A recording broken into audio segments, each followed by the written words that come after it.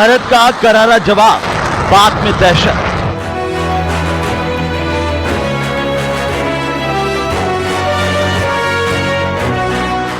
हवा में मार गिराए मिसाइल और ड्रोन।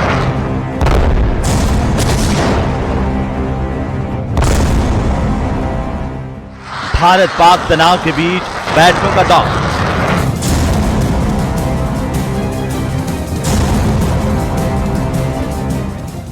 सीमा पर रिहायशी इलाकों को खाली करवाने के निर्देश।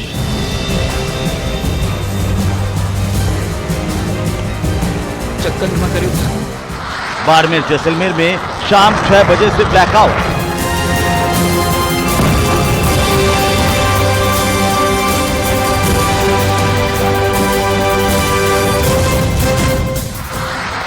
ऑपरेशन सिंदूर जारी, पाक के टूटने की बारिश।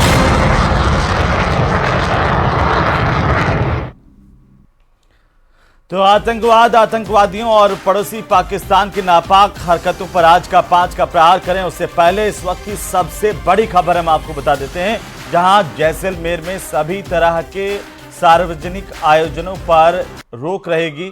जैसलमेर में सभी तरह के सार्वजनिक आयोजन जो है उन पर रोक लगा दी गई है। जैसलमेर और बाड़मेर में सभी तरह के आयोजनों पर रोक लगाई गई है। जैसलमेर बाड़मेर में ड्रोन और पटाखों पर भी रोक रहेगी। साथ ही किसी तरह की आतिशबाजी करने या फिर लाइटिंग करने या फिर शादी समारोह में लाइटिंग करने को लेकर के भी प्रशासन ने पूरी गाइडलाइन दी है, जिसमें लोगों से आग्रह किया गया है कि वैसा कुछ नहीं करें। और शादी समारोह में ड्रोन उड़ाने को लेकर के भी पूरी तरह से प्रतिबंध है। अगर किसी ने ये कानून तोड़ा तो उसके खिलाफ कार्रवाई की जाएगी। वहीं कोचिंग सेंटर्स, लाइब्रेरी, छात्रावास आगामी आदेशों तक बंद कर दिए गए हैं। ये बड़ी जानकारी है इस वक्त की। तो बड़ी खबर सीमावर्ती जैसलमेर जिले से इस वक्त की सबसे बड़ी खबर, जहां कोचिंग सेंटर्स, लाइब्रेरी, छात्रावास आगामी आदेशों तक बंद रहेंगे। प्रशासन की तरफ से लोगों से यह भी अपील की गई है कि किसी तरह के शादी विवाहों समारोहों में ना तो किसी तरह की कोई लाइटिंग करें, ना ही आतिशबाजी करें। हमारे साथ जैसलमेर से हमारे सहयोगी प्रेमदान देथा जुड़ रहे हैं। सीधे हम जैसलमेर आपको लिए चलते हैं, जहां पर प्रेमदान के पास में। प्रेमदान, क्या अपडेट है पश्चिमी सीमा से जैसलमेर से इस वक्त? देखिए, मैं आपको बताना चाहूंगा कि बाड़मेर जिले में 12 घंटे के लिए पूरी तरीके से ब्लैकआउट रखा है, लेकिन अभी 5 बज गए हैं और 5 बजते ही मार्केट को बंद करने के निर्देश दिए। मैं कैमरामैन को कहूंगा कि आपको दिखाएंगे किस तरीके से वाहन चालक है, जो लोग व्यापारी है, वो अपने प्रतिष्ठान पूरी तरीके से बंद कर करके अपने घरों की ओर लौट रहे हैं, क्योंकि 6 बजे से पूरी तरीके से जो यहाँ पर ब्लैकआउट रहने वाला है। कोई भी वाहन नहीं चलेगा, 2 पहिया वाहन नहीं चलेगा, 3 पहिया वाहन नहीं चलेगा और 4 पहिया वाहन है उसको रोका गया है। किसी भी तरीके का मूवमेंट नहीं होगा। तो आप देख सकते हैं किस तरीके से 5 बज रहे हैं। अभी 5 बजने में मैं आपको बता दूं कि कुछ समय 1-2 मिनट बाकी है, लेकिन लोगों ने अपने घरों का रुख कर दिया है। जो बाजार आए हुए थे वो सभी लोग वापिस निकले। हमारे साथ में कुछ लोग हैं, व्यापारी है। आप बताइए, आपको एकदम से आदेश मिले उसके बाद में किस तरीके का है? जो सेना जो कर रही है वो ठीक ठाक कर रही है? बिल्कुल, सेना अच्छी तरह से कर रही है। और बाड़मेर के यहाँ के बॉर्डर इलाका होने के बाद यहाँ के सारे नागरिक मुस्तैद है एनी टाइम सेना की सेवा में। और जो भी आदेश होगा गवर्नमेंट का, उसका पूर्ण तरह पालन किया जाएगा। और व्यापारी पूर्णतया एकदम 5 बजे से पहले सारे दुकान वगैरह अपना बिजनेस बंद करके घरों की ओर जा रहे हैं सारे। अच्छा, आपका भी प्रतिष्ठान था, आपने बंद करके आप जा रहे हो अब घर की ओर? हाँ, प्रतिष्ठान बंद कर दिया, अब घर की ओर जा रहे हैं। अच्छा, क्या कहोगे आम जन जो आपके आसपास के लोग हैं उनको क्या कहोगे? जो दिशा निर्देश दिए, ब्लैकआउट किया कहा गया उसको लेके जो भी गवर्नमेंट की पॉलिसी है उसका पूर्ण तरह से फॉलो करना है। देखिए, गवर्नमेंट की पॉलिसी है उसको पूर्ण तरह से फॉलो करना है। यहाँ पर आप देख सकते हैं जो जल्दबाजी की जा रही है। सारे जो प्रतिष्ठान है 5 बजे उसके बाद में बंद करने के निर्देश दिए जा रहे हैं। और मौजूद हैं और ये तस्वीरें दिखाते हुए जरा बताइए कि कितने बजे से यहाँ पर क्या गाइडलाइन जारी की गई, एक बार फिर से हमारे दर्शकों को बताइए। देखिए, मैं आपको बता दूं कि मैं फिलहाल खड़ा हूं बाड़मेर के अहिंसा सर्किल पे, जहां से बाड़मेर शहर का मुख्य जो सड़क है वो शुरू होता है और यहाँ से जो पूरी मार्केट शुरू होती है। तो मैं अहिंसा सर्कल रेलवे स्टेशन के बाहर खड़ा हूँ और यहाँ जो एडवाइजरी जारी की गई है उस एडवाइजरी में साफ साफ लिखा है कि 5 बजे से मार्केट बंद होगा और 6 बजे से ब्लैकआउट रहेगा। मतलब किसी भी तरीके के वाहन का मूवमेंट नहीं होगा। इसके साथ ही साथ में आतिशबाजी पर पूरी तरीके से रोक लगाई गई है और इसके साथ ही साथ मैं बता दूं कि ड्रोन के संचालन में पूरी तरीके से रोक लगा दी गई है।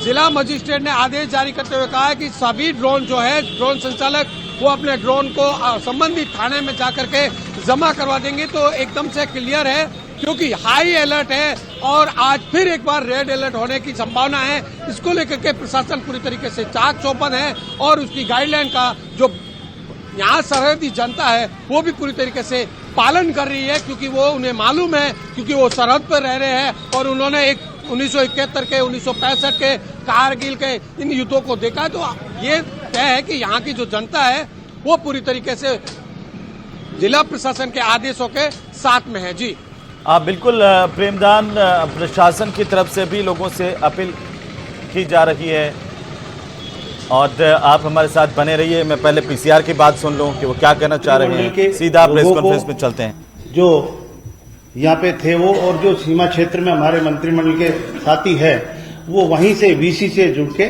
और एक एक स्थिति का जायजा भी लिया और सभी को निर्देशित किया गया है कि हम सभी जनप्रतिनिधि या सभी हम आम लोग ब्लैकआउट जैसी जो भी दिशा निर्देश हमारे प्रशासन के द्वारा दिए जाते हैं उनकी हम सब मिलकर पालन करें और इस गंभीर परिस्थिति को देखते हुए माननीय मुख्यमंत्री जी ने अपने मुख्यमंत्री कोष से 7 जिलों में 4 जिलों में उन्होंने स्वीकृत राशि करी है, 3 जिलों में 2.5 करोड़ रुपए और इनसे जो भी इमीडिएट कोई भी इंस्ट्रूमेंट खरीदी जाए उनके लिए एक व्यवस्था की है और जितनी भी आपातकालीन जो भी व्यवस्थाएं हो उनके लिए जैसे फायर ब्रिगेड हो या डॉक्टर्स की व्यवस्था हो, एम्बुलेंस हो, चाहे डॉक्टर्स की व्यवस्था हो, इन सब को देखते हुए सब उस सीमावर्ती एरियो में सभी जगह एक व्यवस्था की है और सभी को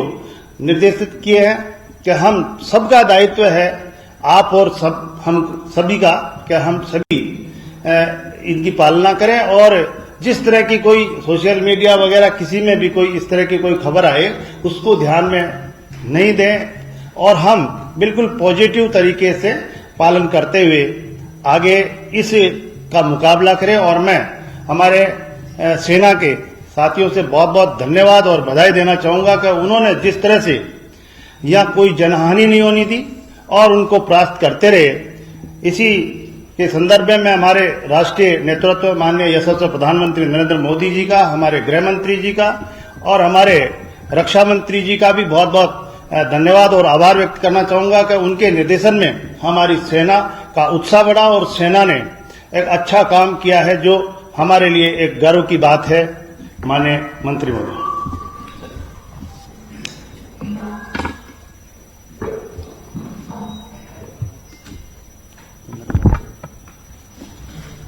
साथियों, आज एक अलग परिस्थिति में आप सबके रूबरू होने का अवसर मिल रहा है।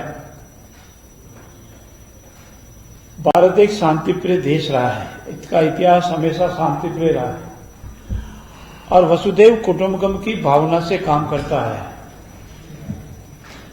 परंतु जब भी इतिहास में भारत देश को, हमारे हिंदुस्तान को किसी ने छेड़ा है तो हिंदुस्तान भी उसको छोड़ा नहीं है। और इसी की पृष्ठभूमि में वर्तमान परिस्थिति में आज हम आपसे रूबरू हो रहे हैं। भारत और पाकिस्तान एक ही धरती के देश थे। किन परिस्थितियों में पाकिस्तान का धर्म के आधार पर उदय हुआ, इस विषय में जाने की आवश्यकता नहीं है, परंतु कभी भी पाकिस्तान ने उदय होने के उपरांत और उदय के समय से जो अपनी नापाक हरकतें प्रारंभ की, मानवता को शर्मसार करने की हरकतें प्रारंभ की, उसको अभी तक बंद नहीं किया है। हम साक्षी हैं सन 1965 के युद्ध के, सन 1971 के युद्ध के, और बाद में जब सन 1991 का युद्ध हुआ उससे अनेक बार मौके खाने के उपरांत भी पाकिस्तान अपनी हरकतों से कभी बाज नहीं आया है। मित्रों, आप इतिहास की पृष्ठभूमि में जाएंगे तो ये देखेंगे कि पाकिस्तान की निर्वाचित कोई भी सरकार अपना कार्यकाल पूरा नहीं कर पाई और हमारे यहां स्वस्थ लोकतंत्र में सत्ता का हस्तांतरण आस्ते आस्ते सहयोग से होता आया है और इसी का परिणाम है कि कल रात पाकिस्तान की जेल से छुड़ाने को जनता आबाद हो गई थी और हमारा ये मानना है कि ये जो वर्तमान परिस्थिति है जिसके कारण न केवल भारत और पाकिस्तान बल्कि अपितु अनेक देशों को भी चिंता में डाल दिया है। हमारा नेतृत्व देश का इस विचार का है, पक्की विचार का है कि हम किसी की सार्वभौम पर कोई अतिक्रमण नहीं करेंगे, न उनको छेड़ेंगे, परंतु अगर हमारे साथ कोई नाइंसाफी करेगा, मानवता को शर्मसार करने वाली घटनाएं करेगा और हमको छेड़ेगा तो हम उसको छोड़ेंगे भी नहीं। पाकिस्तान द्वारा पोषित आतंकियों ने जो घटनाक्रम किया जिससे आप वाकिफ हैं,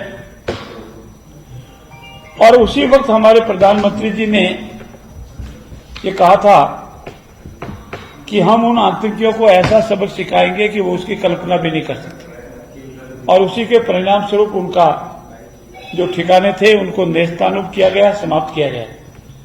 परंतु और किसी भी सिविलियन को या पाकिस्तान की मिलिट्री को या पाकिस्तान के मिलिट्री के ठिकानों को टच भी नहीं किया गया। परंतु कल रात पुनः पाकिस्तान ने वो गैर जिम्मेदारान हिमाकत की जिसका मुंह तोड़ जवाब हमारी सेनाओं ने दिया, जिसका धन्यवाद हमारे उप मुख्यमंत्री जी ने आपके समक्ष सभी तीनों सेनाओं को दिया। कल से और एक दिन पहले से ही हमारे यशस्वी मुख्यमंत्री आचार्य भजनलाल जी को यह आभास हो गया था कि हिंदुस्तान का जो घटनाक्रम चल रहा है उसके लिए राजस्थान को सतर्क रहना चाहिए और हमारे यशस्वी प्रधानमंत्री जी ने भी इस ओर इशारा किया था। और जो हमारा प्रशिक्षण शिविर चल रहा था वहां से बीच में ही माननीय मुख्यमंत्री जी जयपुर आए और इसमें लग गए और पिछले 2 दिनों से बराबर वो राजस्थान के हर एस्पेक्ट को मॉनिटरिंग कर रहे हैं। ये हमारे लिए गर्व का विषय भी है और हमारे लिए सतर्क रहने का विषय भी है कि पाकिस्तान से 1070 किलोमीटर की सीमावर्ती सीमाएं हमारी पाकिस्तान से लगती हैं। पाकिस्तान ने सन 1965 में, सन 1971 में सबसे ज्यादा अगर कोई अटैक किया था तो इन सीमावर्ती जिलों में जैसलमेर, बाड़मेर में किया था, जिसमें हम उसके साक्षी हैं। और इस बार भी अंदेशा था हमारी सेनाओं को भी, हमारे केंद्रीय नेतृत्व को भी और हमारे यशस्वी प्रधानमंत्री की और मुख्यमंत्री जी को भी। और उसी का परिणाम कल रात आपने देखा होगा कि पाकिस्तान में चाहे बीकानेर का नाल क्षेत्र हो या जैसलमेर का क्षेत्र हो, सबसे ज्यादा यहां अटैक करने की कोशिश की, जिसका हमारी सेनाओं ने पूरा मुंह तोड़ जवाब दिया और उनकी हर हरकत का ऐसा जवाब दिया कि उसको देखते ही नहीं बनती है, जिसके साक्षी आप स्वयं हैं। इसी के आधार पर हमारे यशस्वी मुख्यमंत्री जी भी बराबर मॉनिटरिंग कर रहे हैं और विशेषकर हमारा बाड़मेर जिला, जैसलमेर जिला, बीकानेर जिला, गंगानगर जिला, हनुमानगढ़ जिला, ये हमारे सीमावर्ती जिले हैं। इन जिलों में विशेष प्रबंधन के साथ ही साथ जो हमारी केंद्र सरकार ने एडवाइजरी जारी की है, उस एडवाइजरी की पालना हो, जनता का अपेक्षित सहयोग मिले, आप सभी भाइयों का भी पूरा अपेक्षित सहयोग मिले, क्योंकि हम सब लोकतंत्र के रक्षक हैं। लोकतंत्र के पालना करना हमारे देश की सार्वभौम सत्ता सुरक्षित रहे, इसके लिए हम सब जिम्मेवार हैं। और इसी के कारण मुख्य रूप से यशस्वी मुख्यमंत्री जी ने सभी जिलों को, जैसा हमारे आदरणीय उप मुख्यमंत्री जी प्रेम सिंह जी ने बताया, उनको एक फंड की व्यवस्था की है। कुछ जिलों के लिए 2.5 करोड़ की, कुछ जिलों के लिए 5 करोड़ की, और यूं करके करीब 19 करोड़ रुपए, और साथ ही साथ अन्य कार्यों के लिए भी 27 करोड़ रुपए की राशि की व्यवस्था की है, ताकि आपातकाल में जैसी जरूरत पड़ जाए उसकी व्यवस्था करें। अफवाहें नहीं फैले, एडवाइजरी की पालना हो, अगर ब्लैकआउट होता है तो उसकी पालना की जाए, गाड़ी नहीं चलाई जाए, लाइट नहीं लगे, कोई सोशल मीडिया पर अफवाह नहीं फैलावे, और इस परिस्थिति में आ जाती है तो हमारी जो सिविल की डिफेंस है वो पूरी तरह से तैयार है। हमारे एनडीआरएफ है, एसडीआरएफ है, उनको तैयार किया गया है। आज से ही ब्लड बैंक, किसी को जरूरत पड़ जाए, ब्लड की जरूरत पड़ जाए तो आज से हमने लोगों को प्रोत्साहित किया, ब्लड बैंक कैंप लग रहे हैं। हमारे पीने के पेयजल की पानी की व्यवस्था हो, हमारी जो आम जनता है किसी विशेष परिस्थिति में जरूरत पड़ जाए तो अस्पतालों में स्पेशल बेड की व्यवस्था हो, बेड खाली रहे। उसके अलावा जो हमारी सरकारी इमारतें हैं उनको किसी भी आपात स्थिति में जरूरत पड़ जाए उनको खाली रखें, उनको नियमित रखें।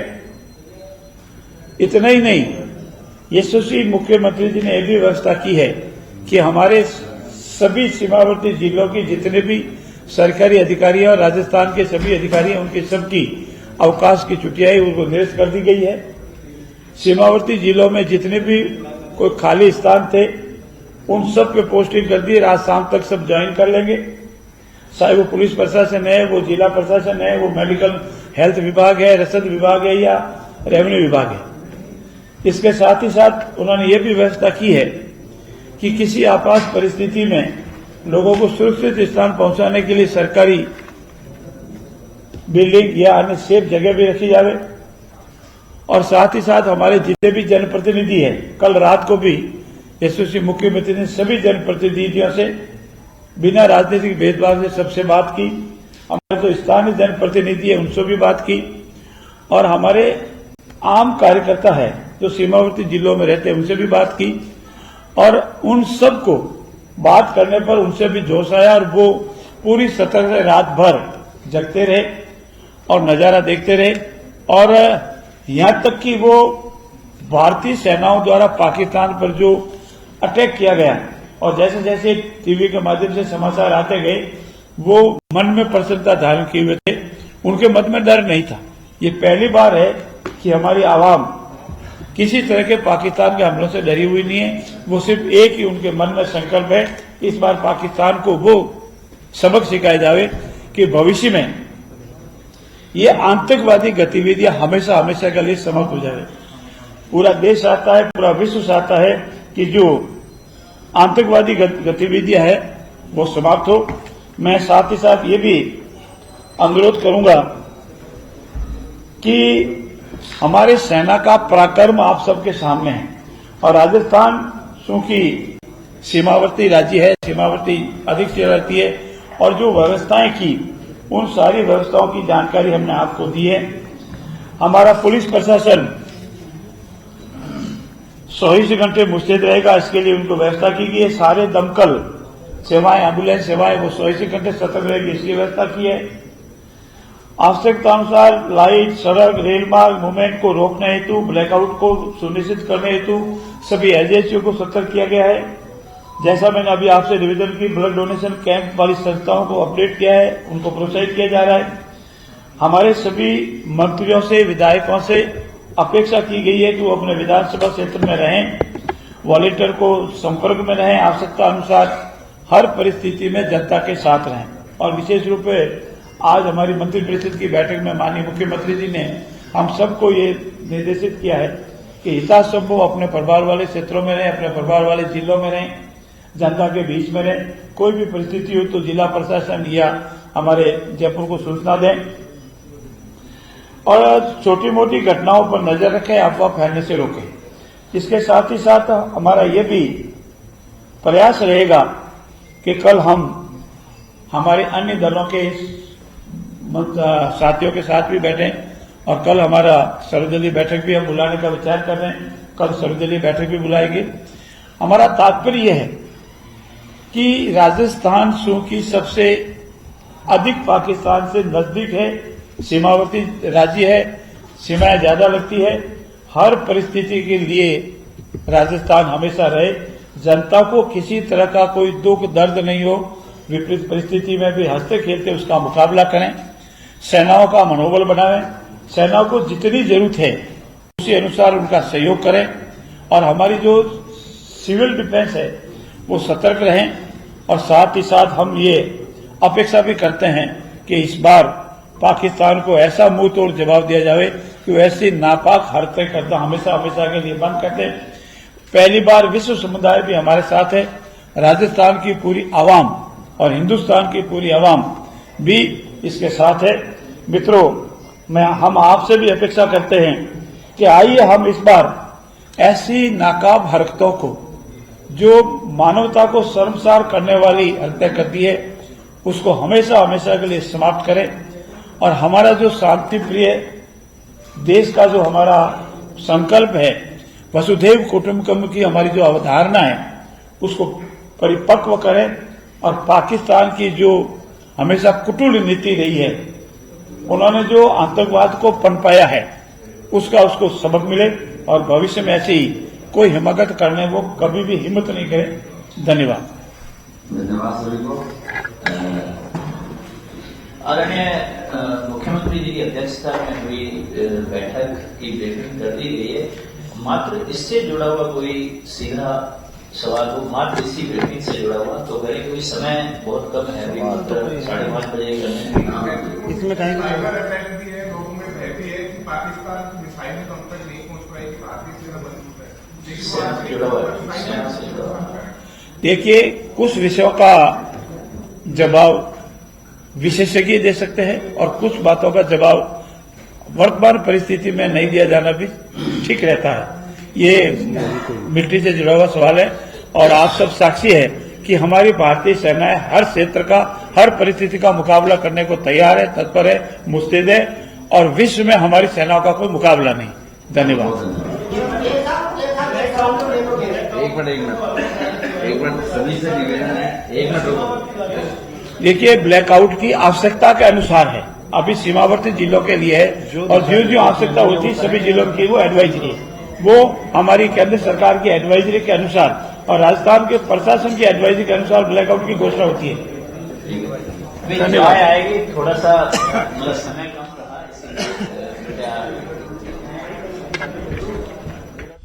जिसमें डिप्टी सीएम प्रेमचंद बैरवा और इसके साथ ही साथ मिनिस्टर जोगाराम पटेल को आप सुन रहे थे। उन्होंने जानकारी दी और बताया कि सेना पूरी तरह से मुस्तैद है, पश्चिमी सीमा पर भी, खास तौर पर जहां पर रात को पाकिस्तान की ओर से कई इलाकों में भारी अटैक करने की कोशिश की गई, हमने मुंहतोड़ जवाब दिया। बहरहाल उन्होंने कहा है कि प्रधानमंत्री नरेंद्र मोदी से लगा करके राजस्थान के सीएम भजनलाल भी स्थिति पर नजर बनाए हुए हैं और चिंता की कोई बात नहीं है। हमारे साथ खास मेहमान जुड़ चुके हैं, इसी पर आज हम चर्चा करेंगे। पाकिस्तान की तरफ से जो नापाक हरकत लगातार की जा रही है, ऑपरेशन सिंदूर जारी है और अब पाक के टूटने की बारी है। आज का विषय, क्योंकि सबसे पहले मैं परिचय करवा दूं हमारे मेहमानों का। विकास भारत भारतीय जनता पार्टी के प्रवक्ता हमारे साथ हैं और साथ ही हमारे साथ हैं डॉक्टर सुमित गर्ग साहब, कांग्रेस पार्टी के प्रवक्ता। कर्नल देवानंद गुर्जर हमारे साथ हैं, डिफेंस एक्सपर्ट के तौर पर पीसीआर प्लीज सबको लाएं। गौरीशंकर गुप्ता हमारे साथ हैं, पूर्व राजनयिक। एसएस राठौड़ हमारे साथ हैं, पूर्व डीआईजी बीएसएफ के। आप सभी का बहुत स्वागत है। और आपको बता दें कि लगातार हमने देखा कि किस तरीके से पाकिस्तान जो एक के बाद एक नापाक हरकत कर रहा है, हमारी उत्तरी सीमाओं से लगा करके पश्चिमी सीमा तक। कल रात को भी उसने अलग अलग जगहों पर वार करने की कोशिश की और हमले बोले। हमारी सेनाओं की तरफ से वीरता, शौर्य का अभूतपूर्व प्रदर्शन देखने को मिला और हमारी सेना ने पाकिस्तान के तमाम हमलों को नाकाम किया है। बड़ी खबर यह है इस वक्त की कि भारत और पाकिस्तान के तनाव के बीच में दिल्ली में बैठकों का दौर चल रहा है। राजस्थान में कहा गया है कि कल सर्वदलीय बैठक बुलाएंगे और मुख्यमंत्री खुद देर रात को 2:30-3 बजे तक अधिकारियों के साथ चर्चा कर रहे थे। स्पष्ट निर्देश भी दिए गए हैं और तमाम स्थिति पर नजर बनाए हुए हैं। हमारी राजनीतिक जो पूरी की पूरी लाइन है वो एकजुट नजर आ रही है। डीआईजी साहब से ही मैं शुरुआत कर रहा हूं। राठौड़ साहब, कल रात को हम लगातार चर्चा भी कर रहे थे, लेकिन दुश्मन की तरफ से एक के बाद एक लगातार वार किए जा रहे हैं। आज भी इस तरह की आशंका है? हालांकि ये अलग बात है कि हमारी आर्मी, हमारी बीएसएफ उन तमाम हमलों को नाकाम कर रही है। देखिए हेमंत, जैसे कि मैंने कल ही बता दिया था कि ये जो पैकेज आया है, ये जो रिस्पांस आया है, ये ऐसा नहीं है कि पूरी रात चलेगा। पाकिस्तान की ओर से ये रिस्पांस था जो कि हमने न्यूट्रलाइज किया है, पूर्ण रूप से उसको हमने जो है विस्फल किया है। तो अब मैं समझता हूं कि अब जो है उनको ये सोचने पे वो मजबूर हो गया है कि अब हमें अगला स्टेप क्या लेना चाहिए। कल भी हमने यही बात डिस्कस की थी कि भारत के रिस्पांस के बाद में पाकिस्तान ये नहीं चाहेगा, उनकी पॉलिटिकल लीडरशिप तो वैसे ही नहीं चाहती कि जो हमें ये भारत के साथ युद्ध करना चाहिए। ये सिर्फ जो है जो उनके मिलिट्री लीडर हैं जो आसिफ मुनीर, उन्हीं की वजह से ये जो जंग चल रही है। तो उनको भी ये समझ में आ गया होगा कि जिस तरह से वो भारत की ओर अटैक करके और जो इम्पैक्ट दर्शाना चाह रहे थे, उसका कोई उनको रिजल्ट नहीं मिलेगा और उल्टा उनको जो है मुंह की खानी पड़ी है। डॉक्टर साहब, पॉलिटिकल जहाँ की लीडरशिप की बात है पाकिस्तान की, उनके बयानों को तो हमने देखा है। सिर्फ असीम मुनीर नहीं, वहाँ का पूरा जो पॉलिटिकल लॉबी है, वहाँ के प्रधानमंत्री से लगा करके रक्षा मंत्री, किस तरीके से उन्होंने भारत को धमकियां दी है। तो हम उनसे ये अपेक्षा तो कर ही नहीं सकते कि वो नहीं चाहते थे जंग होगी। वो तो चाहते हैं कि वो दहशतगर्दी फैलाते रहें और हमारे पर इस तरह से अटैक करते रहें। वो तो चाहते हैं। देखिए आप देखिए पुंछ के इलाके में किस तरीके से उन्होंने अटैक किया, किस तरीके से उन्होंने गुरुद्वारों को निशाना बनाया, कैसे उन्होंने एक के बाद एक रिहायशी इलाकों पर अटैक किया। वो इस कदर गिरे हुए लोग हैं कि उनसे इस तरह की अपेक्षा ही नहीं की जा सकती है। इस वक्त देवानंद गुर्जर साहब, एक टिप्पणी आपकी मैं चाहता हूं जो राठौड़ साहब ने कहा है। जी देखिए, राठौड़ साहब का विचार अपनी जगह बिल्कुल अपने हिसाब से सही है, पर जो आपने कहा मैं उससे ज्यादा सहमत हूं। ये पाकिस्तान है, बिल्कुल ये लातों के भूत है, ये बात से मानने वाले नहीं है। और हम उम्मीद कर रहे थे कि कल जिस प्रकार से भारतीय सेना और हमारी भारत सरकार द्वारा एक दृढ़ता के साथ जो फैसला किया गया, उसके अंतर्गत उनके खात्मे की अफकोर्स पटकथा लिख दी गई है। पर जो ऑपरेशन सिंदूर के अंतर्गत जिस प्रकार से देखिए, भारत की आज जो लड़ाई हमारे प्रधानमंत्री महोदय कह चुके हैं कि हमारी आतंकवाद को समाप्त करने की लड़ाई है, और इसी के अंतर्गत हमने आतंकवादियों को सजा देने का काम किया था। जहां पर 9 उनके कैंप्स के ऊपर हमले करते हुए, आधिकारिक आंकड़ा करीब 100 कहता है, पर मेरा एक तजुर्बा कहता है जिस प्रकार से कि बड़ी इनकी संख्या कहीं ज्यादा है। पर सवाल वो नहीं है, सवाल उसके बाद जिस प्रकार से पाकिस्तान ने अपनी गलती स्वीकार करने की बजाय उन आतंकियों को समर्थन देने की बजाय, आपने देखा, पूरी दुनिया ने देखा किस प्रकार से वो उसके जनाजे के अंदर अपनी सेना को भेजते हैं, और सेना को भेजने के बाद भी नहीं माने वो। आप देखें शाम को किस प्रकार से भारत पर हमला किया, जिसकी उम्मीद मेरे को नहीं थी। मुझे ये उम्मीद थी कि अब पाकिस्तान के नागरिक, एक तरफ बलूचिस्तान, एक तरफ टीपीपी और एक तरफ खैबर पख्तूनवा, उनको उस चीज की अकल लेनी थी। पर उन्होंने जो हमले किए, मैं मानता हूं उसका अंजाम भुगतना पड़ेगा, क्योंकि ये आतंकिस्तान, आतंकी सेना, आतंकी मुनीर, जिहादी, आवाज कम हो गई है। और अगर हमने हमारे प्रधानमंत्री महोदय की बात सुनी है, मैं उनसे पूरा सहमत हूं, और भारतीय सेना उनके साथ है, देश साथ है। जिस प्रकार से टेक्नोलॉजी की सुप्रीमेसी के अंतर्गत एयर डिफेंस हमारा सुदृढ़ करते हुए सेना ने जवाब दिया, उनके प्रोजेक्टाइल्स, उनके मिसाइल्स, उनके हवाई जहाजों को हमने डिस्ट्रॉय किया है। पर देखिए वो अभी भी बाज नहीं आया है। पुंछ के अंदर, जम्मू कश्मीर के अंदर जिस तरीके से वो हमारे निर्दोष नागरिकों पे उसने फायर किया और हमारी हत्याएं की है, वहां अभी भी मैं मानता हूं बदला जारी है। इतने सालों से हम सब्र लेकर के बैठे हुए थे गुर्जर साहब, इतने सालों से आपने देखा बार बार वो इस तरह की हरकतें कर रहा है, और करीब 75 सालों से उसने सिर्फ यही किया है, आतंकवादियों को भेजना, कभी मिलिट्री को यहां पर भेजना। और ये तो पूरी दुनिया के सामने हुआ कि कबायली आक्रमण के समय भी पाकिस्तान की आर्मी किस तरीके से यहां पर अटैक करके आई थी, वो तो सबने देखा। और अब अभी क्या हुआ, राठौड़ साहब कह रहे हैं, लेकिन उन लोगों से अपेक्षा क्या हो सकती है जो आतंकियों के जनाजे में वहां की सेना शामिल होती है? उन लोगों से क्या अपेक्षा करें? उनसे कोई अपेक्षा नहीं है। क्या उम्मीद कर सकते हैं? वो ईमानदारी, मानवता, ये भाषा समझने वाले लोग हैं क्या? वो ऐसे जानवर हैं जिनको इनकी भाषा का मतलब भी नहीं पता। अरे साहब, ये जिहादी हैं और इन जिहादियों को खत्म करना पड़ेगा। भारतीय सेना शुरू कर चुकी है अपना अभियान, और भारत जिस तरह एकजुट होकर के सेना के साथ खड़ा है, मैं मानता हूं जिहादियों का अंत ज्यादा समय नहीं लगेगा। वैसे ज्यादा समय लग सकता था क्योंकि हमारे लिए, पर जिस प्रकार से बलूचिस्तान, सिंध और जिस प्रकार से अब देखिए दक्षिण की ओर से रात को कराची पे जिस प्रकार से हमारी सेना ने उनको सबक देने की कोशिश की है, पर अभी मुझे लग रहा है कि ज्यादा समय नहीं है, उन जिहादियों का खात्मा नजदीक है। बस हम इंतजार कर रहे हैं भारतीय सेना ये हमें कब खबर दे कि भाई ये मैंने कर दिया है, क्योंकि अभी भी पब्लिक डोमेन में मैं मानता हूं भारतीय सेना के कार्य की चर्चा नहीं होनी चाहिए, हमें इंतजार करना चाहिए। और मैं मानता हूं जिस प्रकार से भारत सरकार ने हमारी सेना को सुदृढ़ किया है, पिछले कई वर्षों में देश को एकजुट किया है, देश की मानसिकता बनाई है और देश को टेरर, जीरो टॉलरेंस टेरर की जो पटकथा लिखी है मोदी जी ने, मैं मानता हूं इसके जो परिणाम है आतंकियों का खात्मा नजदीक है, ऐसा मैं मानता हूं। बिल्कुल ठीक दुरुस्त फरमा रहे हैं आप।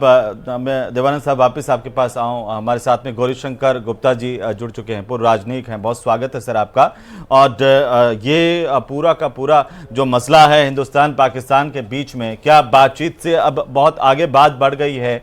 और एक डिप्लोमेटिक एक्शन के तौर पर अगर हम इसे देखें गुप्ता साहब, तो पाकिस्तान को सिंधु जल संधि मामले में वर्ल्ड बैंक से भी झटका लगा है। वर्ल्ड बैंक का बयान आया, कहा कि भारत और पाकिस्तान के बीच में 1960 में हुई इस संधि में वर्ल्ड बैंक की भूमिका केवल एक मध्यस्थ की है। हालिया गतिरोध को सुलझाने में बैंक कोई हिस्सा नहीं लेगा। वो ये अपेक्षा करके बैठा था कि बाहर अगर वो बिलबिलाएगा, अपने नाटक मगरमच्छी आंसू बहाएगा और पूरी दुनिया में एक बार फिर से इस तरह से सिंपैथी गेन कर लेगा। वो होता हुआ नजर नहीं आ रहा। गुप्ता साहब।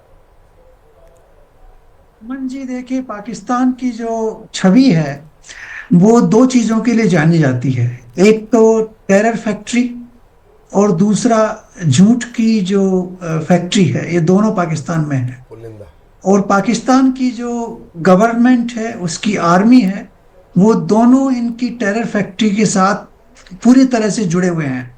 और ये और भी पूरी तरह से साबित हो रहा है। अभी जनाजा जो देखा आपने, सबके सब आर्मी के लोग हैं, गवर्नमेंट के लोग हैं, उन जनाजों में शामिल हैं।